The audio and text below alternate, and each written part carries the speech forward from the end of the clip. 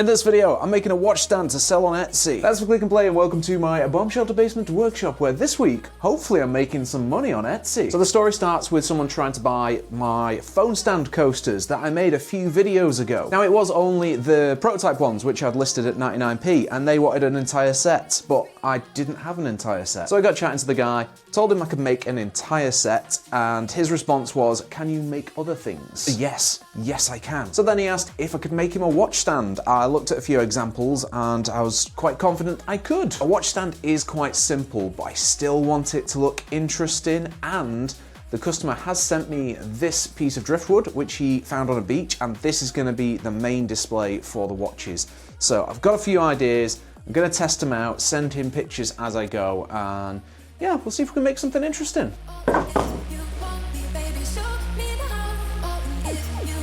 I could just stick this on here with some glue and dowels. I just think that looks a bit too easy, so I'm gonna cut a slot in this and then place this bit in here, see how it looks.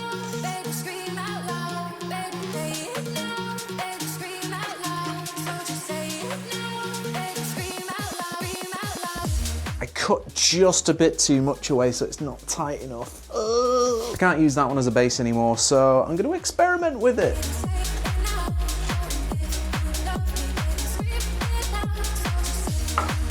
I think the angled back sections look pretty interesting, but I need to see what the whole thing would look like, which means cutting this in half, so I've got to figure out how high it needs to be.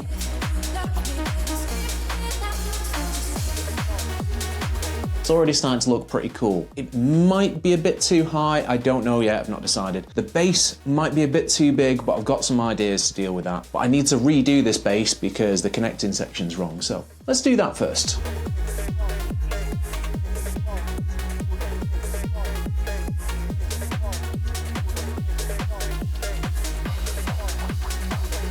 This one's gone in nice and tight. Time to sand the wood and see what it actually looks like.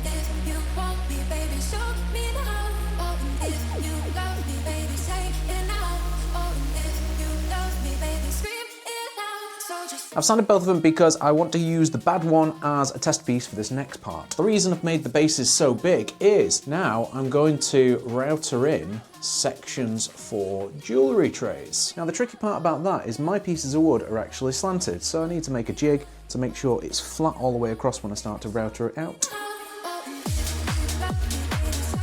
Check out my ghetto jig. I'm just going to drill a hole in this piece of wood, slap it on there, and that's my jig.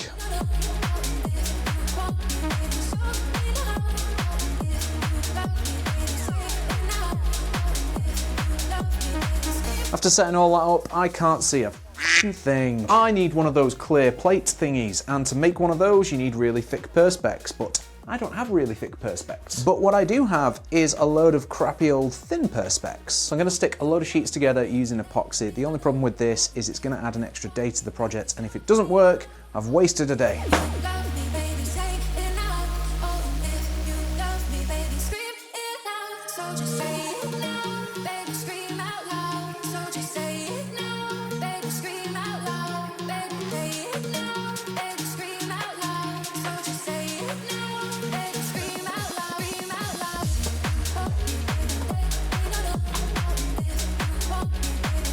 Moment of truth, did my stupid idea work?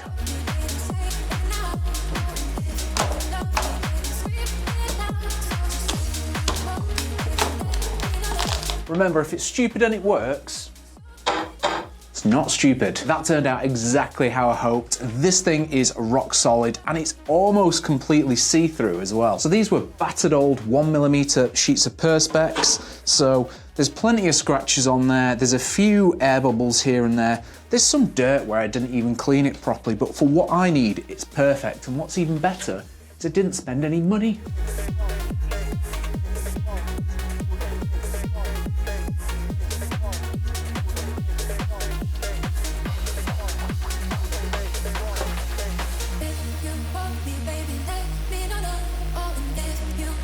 It just made a horrible crunching noise as I went through that. It's separated a little bit, but it's not too bad. This is the part that could really send this sideways.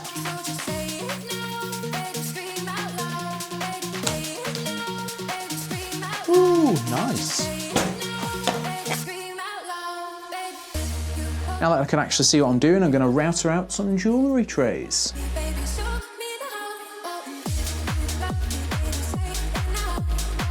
That first attempt, very terrible. I need to clear it out with a flat bit, then use the edge bit. I figured out how to make it go straight down one of the sections. I basically drilled some holes in it, put some extra screws in it, and those screws will just slide up and down against my little jig rail thing.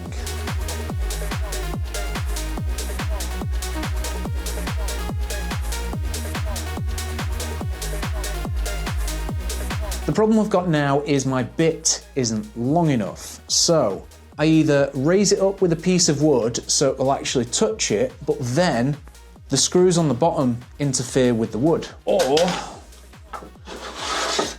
I remove that piece of wood and then the bit can't touch it at all. The angled sides don't look as nice as I thought they'd be, so I'm gonna have to go online, either have a look at a curved one or have a look for one that's got a very slight angle. I don't know, I'm gonna have to think about this. The new bits I ordered with the round head, not long enough, which is really annoying. So I'm gonna use the super long bits that I bought for the coaster project, just make it square for this test and then figure something out, hopefully. But now my router bit was connecting properly, I was having other problems. When I turned the piece sideways to do the edge sections, the router couldn't get close enough. So I had to make another mounting point on my jig for my router to get closer to the side sections. But now I couldn't clamp it down, so I screwed a load of scrap wood pieces against it to just kind of wedge it in.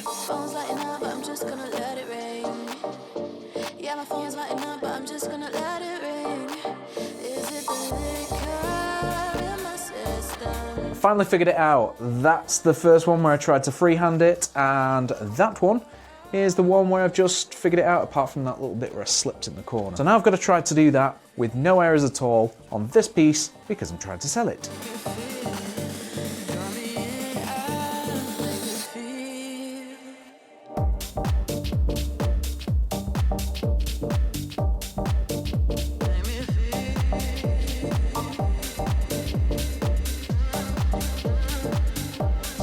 I slipped and I ruined it. I was being so careful and I right at the very end slipped, dropped in. Oh. After ruining this piece, I decided to have a chat with the customer because I wasn't 100% happy with the square edges anyway. And he's made a suggestion that might allow me to rescue this piece. He's asked if I can try add in Waney edges to it to make it look like a rustic, reclaimed piece of timber. And if I'm doing that, I can make the jewellery trays deeper, add little Waney edges to the side, and it might look interesting again. So let's either make this look good or ruin it. So first, I needed to redo the jewellery sections a little bit deeper to hide my mistake.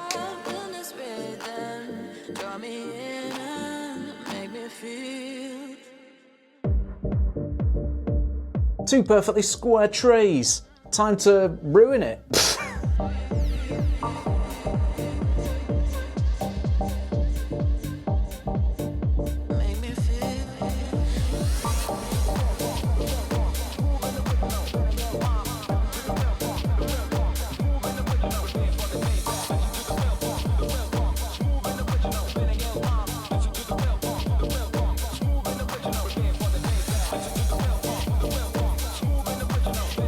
I am so glad the customer suggested Waney edges. I've been pretty fed up with this project because it hasn't been going smoothly. It hasn't been going how I pictured it in my head, but it is looking so much cooler. I'm much happier with how this thing's going, and I might actually get it done on time.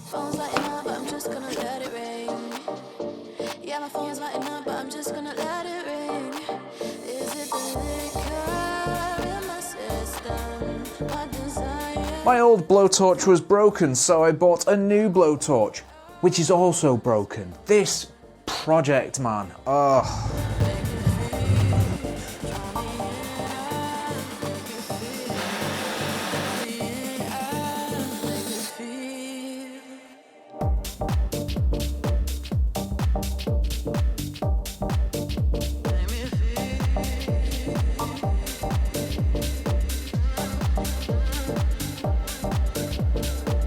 Now that the wood is finally scorched, and before I start painting it, putting it together, there's one last problem I've got to figure out.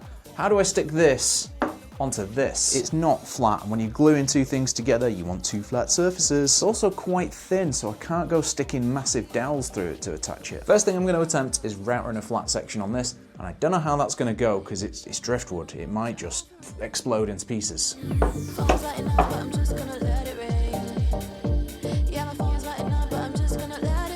Something actually went smoothly for once, and it's really surprising how nice the wood is when you get down. Like, compared to the wholly rough section on the outside, it's really nice and smooth when you get to the inside.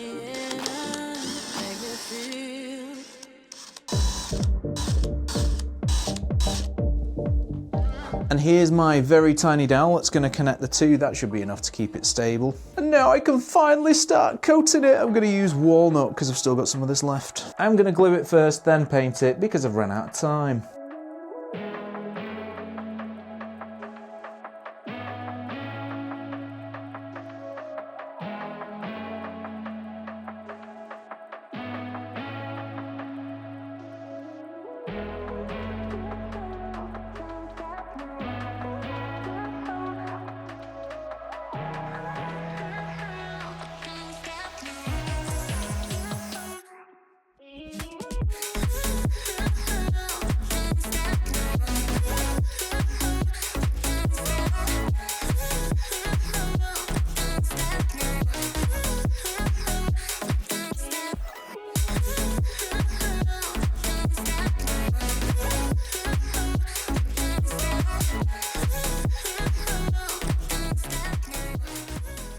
And that's my watch stand to sell on Etsy completed.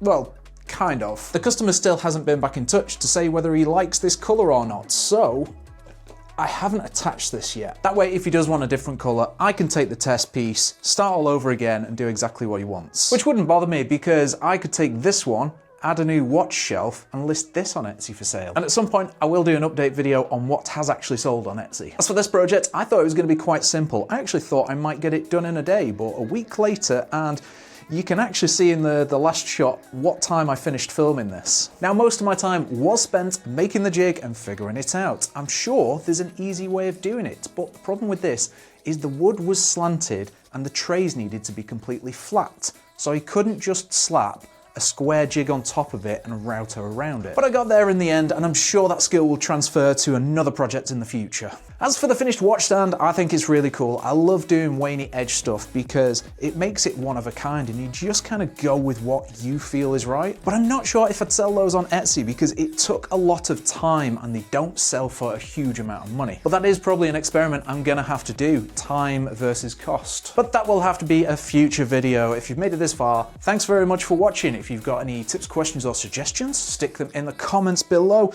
and I'll see you in next week's video.